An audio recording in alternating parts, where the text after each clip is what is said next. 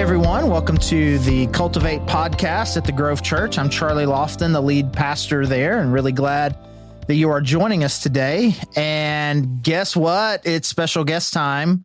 Got Brian Fitton here with us. Yeah, what's up? The CEO, president, director, founder, dominator, crusher of Go Rogue X. Yes, all of those things. And also the creative director for us at the Grove. Yeah. Dominator, crusher at the Grove. That's me. I'm the crusher. Yeah.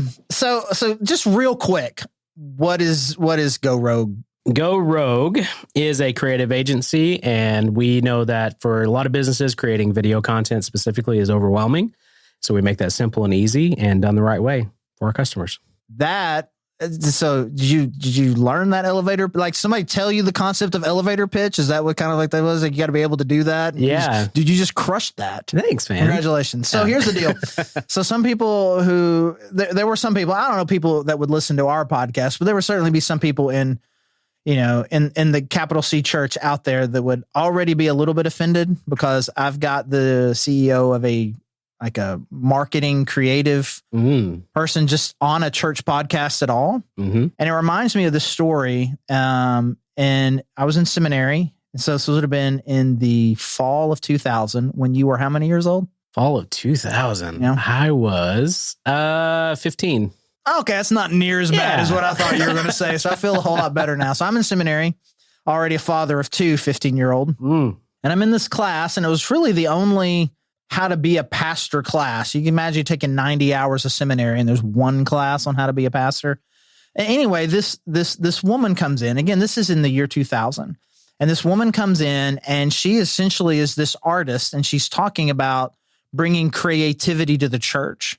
And she has made this essentially just kind of this multimedia video with just a lot of sensory things going on, a lot of lights, and just kind of blending in just kind of like, old Christian imagery and icons and crosses and crucifixes and in with kind of these new things and nature and all this stuff. And it's kind of, it's this 3-minute video and essentially kind of promoting a sermon series in their church and just this concepts. And then she talks about it. It was really, I thought it was really powerful. And she's talking about it. And then this guy next to me, he just kind of rolls his eyes and kind of turns to the guys behind him and goes, ugh, shouldn't the truth be enough? Yeah. So I don't know that I have a question, but maybe I'll get off for more question. What would you say to that dude? Whew.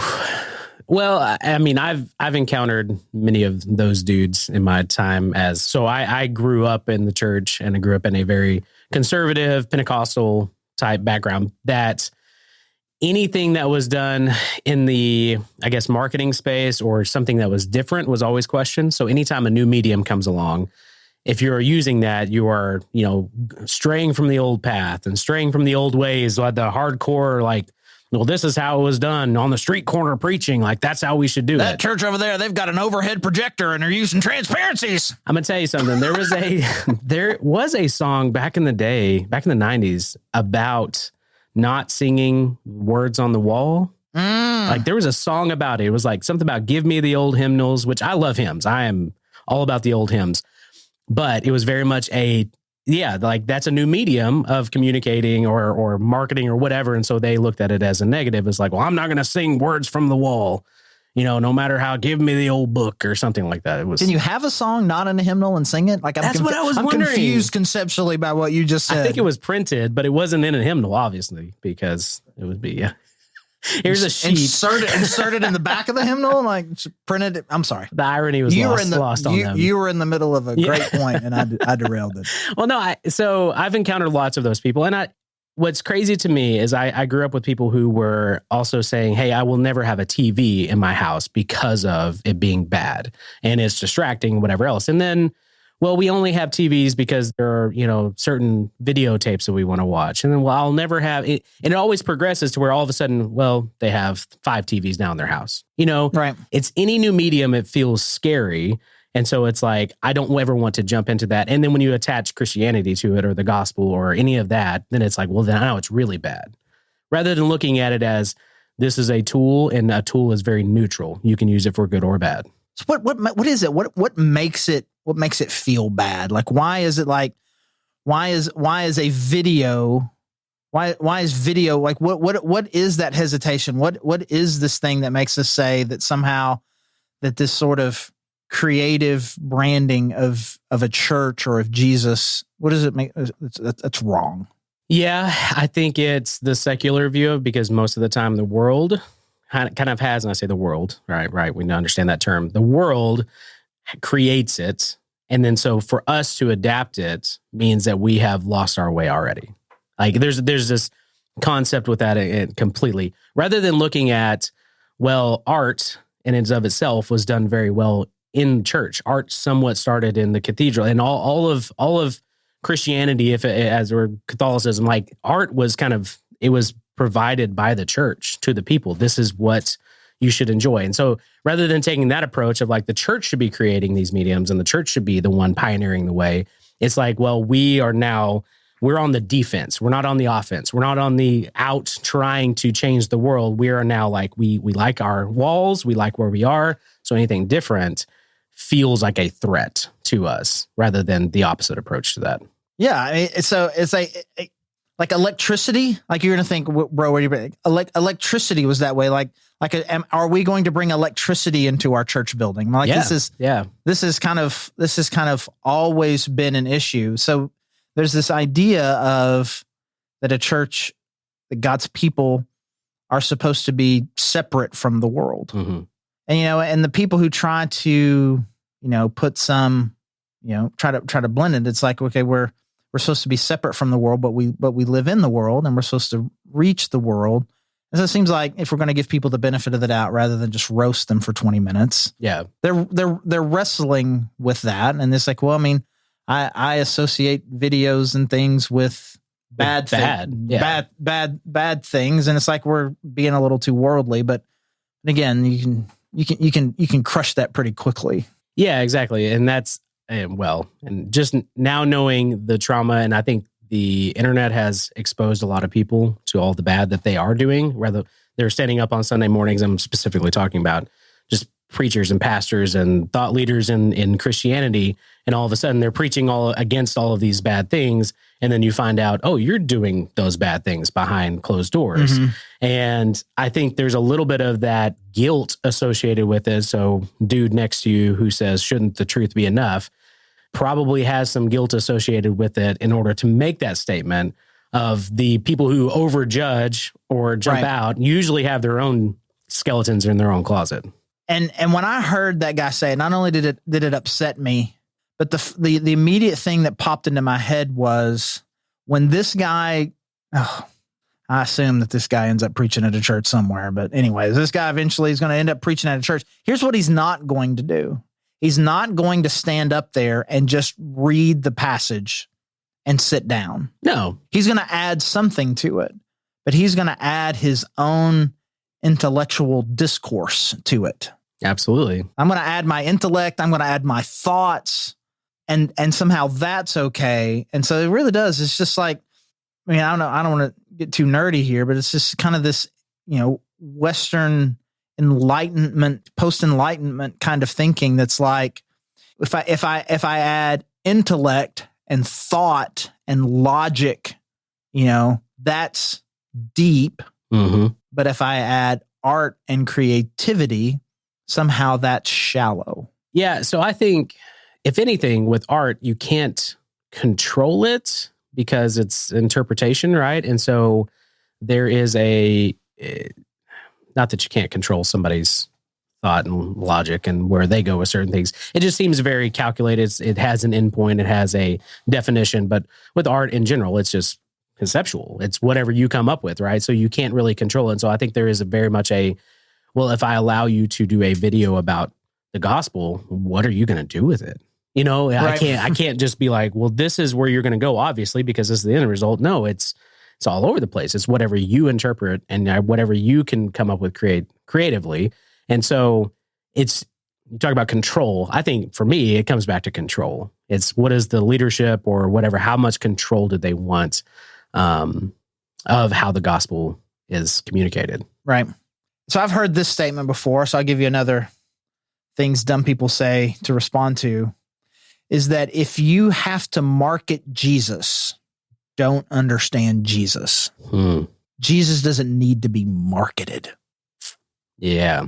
Sorry, that was me like biting my lip a little bit there. I thought maybe you were salivating at the idea of getting responded. Yeah. Goodness. Oh, goodness. Yeah. Oof. Yeah. I disagree with that because you can bring it back to just even the Great Commission. There was just an influx of people, like they were marketing Jesus back then. Can I say that? Is that a absolutely thing? Explain to me what you mean. How were they marketing Jesus? Well, I mean, they were telling people about Jesus in the way that and using the tools that they had to talk to people about Jesus. And so it's just the advancement of technology. We have the biggest communication shift in the past 500 years happening right now, right? And so the internet has completely changed how we communicate as humans. And so all we're doing through time is we're just now taking the tools that we have available, right? The printing press made it all of a sudden different. And there were people that died because they communicated the gospel through the printing press. And that is something that, as back then, it looked as, hey, you're marketing Jesus. He printed the Bible in common language. It's only supposed to be in Latin. Yes, exactly. Which no one was speaking Latin when Jesus was around, but never mind. We're going to get it. That's a whole nother podcast. But just in general, yeah. So you always have this opposition every time there's a communication shift, right? And so I think it is not uncommon, and I believe that whatever the next thing that happens, there will be controversy with it as well. Right. Why are you communicating the gospel through this way? You shouldn't have to do that. Jesus is enough, which Jesus is enough, but he also has given us these tools, and he just says, go and do, and we are figuring it out and being led by the Holy Spirit in the process. Yeah, you can say that the truth is enough. Yeah, but when Jesus talked to peasants, he used agricultural and fishing metaphors stories. Yeah. And you see Jesus adapting the way that he's communicating and what he's talking about. And I don't want to say dumb it down. He's not dumbing it down. He's just kind of putting it on their level. It's like, these are things you want to, you know what a farmer is, you know what a fisherman is. Let's just talk about a fisherman. Let's just talk about dads and just using these kinds of things. And you see it with Paul too. He would go from town to town, and you see just demonstrations, examples of his sermons, and to a highly religious Jewish group, he's saying something, and then a completely different approach talking to more, to Greeks who have a more polytheistic worldview. And so we see this adapting of a message based on the audience. Yeah. Yeah. That would almost be, in the marketing world, that is identifying your target audience or your target market, right? And so it's different in each city, it's different in each culture, it's different. And so you're adapting your message completely different to whatever audience you're talking to. And this is exactly what Paul says that he's doing. He very explicitly says it, that, to the Greek, I acted like a Greek. To the Jew, I acted like a Jew. I became all things to all people so that by all possible means, I might reach some. Wow. I mean, that's in the Bible, Brian. It's a great marketing strategy, actually. We need to put that on our walls here. We're going to be all things to all people so that by all possible means, we might reach some. Yeah. So what does that mean for a church? Let's stop talking about idiots in there and their narrow-minded, unthoughtful ideas. Like, what would you love to see in our church that we go to, or the capital C church in general, as far as embracing art and creativity and marking? Like, if you could wave a magic wand and change the way that Christians in the church think about this, what would you want us to do to be? Well, I'll start with capital C church. I think we are already heading in the correct direction with marketing and the gospel, in a sense, right? So just with the content that's out there, so if we're talking about specifically digital content, social media content, that type of stuff, taking the message, the Sunday morning message, breaking it down into more of easily consumable clips, right? To drive people back to the longer form message. And so communicating helpful information, because Not everybody is going to sit on a Sunday morning for a 30, 45-minute sermon, right?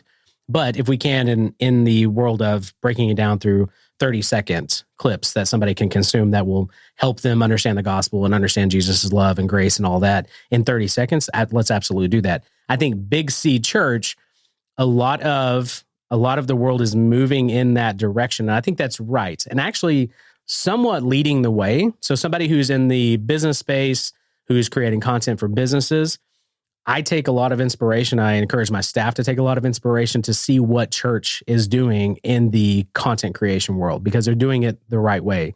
And some of what my business came out of was out of the church, just being associated with the church and how we communicate the message, right? The overall impact and value that we bring on a Sunday morning. How do we talk throughout the week about that? How do we bring that information throughout the week? And so when we talk in the digital space, that is exactly where I think we are headed. And I'm honestly kind of impressed and proud of the church that they have done this and kind of leading the way with content creation. Now, we're about to hit, we are currently in a pivot, which if we talk about platforms like TikTok, right? I feel like we have owned the space when it comes to Instagram, Facebook, that type of stuff that's been out for quite a while. But now a new platform arises, which is TikTok. The church is kind of scrambling of like, how do we communicate the gospel clearly to that audience, which is an 18 to 25-year-old range, right? How do we communicate clearly to them? And so I think we're kind of scrambling in that sense of not doing it correctly and trying to adapt to what the world has presented. But that excites me that at least there is something that's happening and at least we're paying attention to it, right? Now, I'm not saying that about every church. It's different audiences, right? Just like there are churches out there that I grew up in that are full suit and tie every single Sunday. That's a different audience than what specifically the Grove is trying to reach. If I walked in suit and tie every single Sunday, not that there's anything wrong, I would just somewhat stand out a little bit, right? Right. And so there's a different audience, and so there are different audiences on different platforms. And then also some people read they're not auditory learners, so they're not going to be listening to this podcast right now, but they might read the show notes about it, right? And so you're adapting your message for each individual audience. I would say for the Grove's perspective, we have done art, and what I would like to see more of is, our mural of You Belong, which came out of volunteers. They said, this is the message that the Grove portrays. This is something that we feel like, really shows who we are and what we're trying to communicate. And then all of a sudden, a project gets done and a beautiful mural is on the side of our building. Like that in and of itself is marketing, but it came out of a heart for what our community is about. And I think, again, we're moving in the right direction. That wouldn't have happened, not anything against you, but I don't think that would have happened 10 years ago. Right. That's just not something that would have, a concept of like, hey, I want to get out there with a few people and we want to paint a big message on the side of the building. Excuse me? What do you want to do? Yeah, you're right. That's just not something that's going to happen. And so I think we are taking those steps and moving in that direction. I do think we have a long way to go, but in the digital content creation space, I think the church is somewhat leading the way, and somewhat why our business has been successful is we take a different look at how to communicate a message and taking notes from the way the church is doing it, which is super encouraging. Yeah. I mean, to me, just the simple idea of thinking about, here is this message. I want you to hear it. Yeah. Yeah. Not just literally hear it. Like I want your heart to hear it, and to be able to take that extra step and say, how can I say this? And in what medium can I say it in order for you to most hear it and to most connect with it? And, we could just simply just stop talking about all what you're talking about, just talk about preaching in general. Like I just want to say true things near people. Too often, I think, is the way that people just kind of approach, Bible communication, church communications. Like, as long as I say true things near people, I can check the box and say, I did it. And then we can over spiritualize it and say, well, the Holy Spirit has to do the rest. Or we can just blame the audience. Well, I can't help that they weren't listening. Mm-hmm. This is a terrible reference. The Simpsons meme with Principal Skinner. Have you ever seen that? Where he's like, am I out of touch? And he's kind of pondering no, it's the children that are wrong. And so people would just kind of use that meme of just kind of like, just kind of people who always are able to justify their own out of touchness. Mm-hmm. So a church fails in its ability to communicate. It's an audience problem. Yep.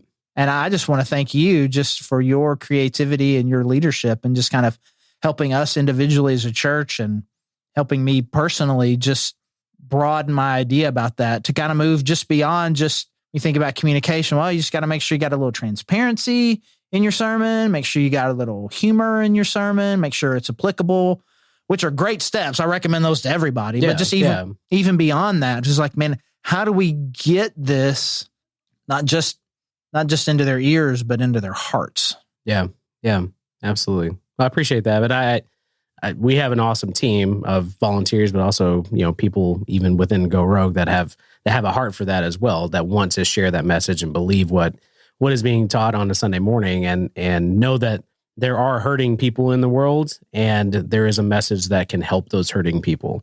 And if you don't have a heart, and this goes for any business, if you don't believe in the product that you're selling, it's going to be really hard to sell it. And people will sniff that out, that you're not authentic about it, right? And so it is very much in that, especially in the church world, if you don't believe, if you're just trying to pad the numbers, you're just trying to, gain that audience or whatever it is, or even uplift a certain individual, that has negative effects, and people can see that. And I think that's somewhat where the church has gone wrong a lot of times. And even companies, you boost someone, a Jeff Bezos or somebody like that, all of a sudden they are Amazon. They become the face of Amazon. Right. That's not good. Not that Jeff Bezos he's a fine looking guy, but I'm just saying, like, that's a... All right. Okay. Put that in the show notes, will you? Jeff Bezos is a fine looking guy. He's I'm more of an Elon Musk guy myself, but I'm just saying, like, we've lost the thread. We're going down a terrible path right now. I'm just saying, whenever a company we elevates, when a company elevates somebody too far, or the brand becomes about that one person, you run into trouble. And that's exactly where the church has gotten in trouble with using the tools that are very neutral. Again, right. Tools are neutral. Money is neutral. What we do with that, that's good. That's where we get into trouble. And so if you don't have a heart behind what you're doing for your audience, for your people who are hurting, for where you're trying to make an impact and serve, if that is not there and it's all about, well, we got to make sure our brand looks amazing, that's where the marketing gets in trouble. And it will work well. Honestly, you can do really, really well for a while, but it will hit a point to where that will become the idol, that will become the goal, rather than helping those people and serving those people. That's great, man. Hey, thanks so much. That was a great word, man. Even the which billionaire you find more attractive. Exactly. That was actually really good stuff too. Can I tell a joke real quick? You tell jokes all the time.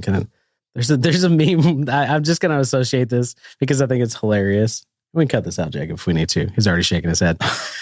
There's a meme that says, if you work really hard and you get good grades in school and you go to college and you get an awesome degree and you get a job at a company and you work really hard, up the ladder, build your 401k, do all the right things, one day your CEO can go to space too. That's good. That's good.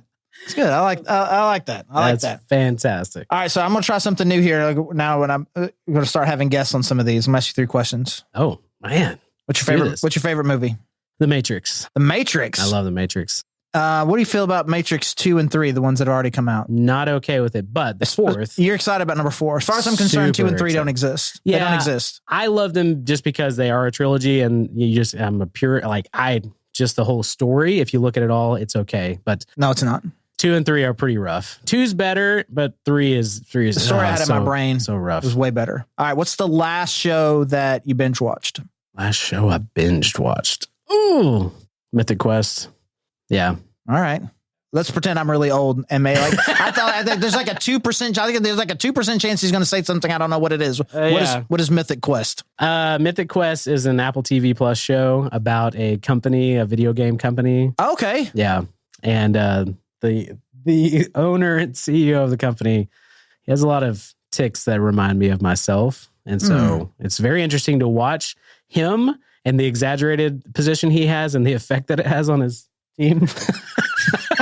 All right. So what's your favorite playlist on Spotify?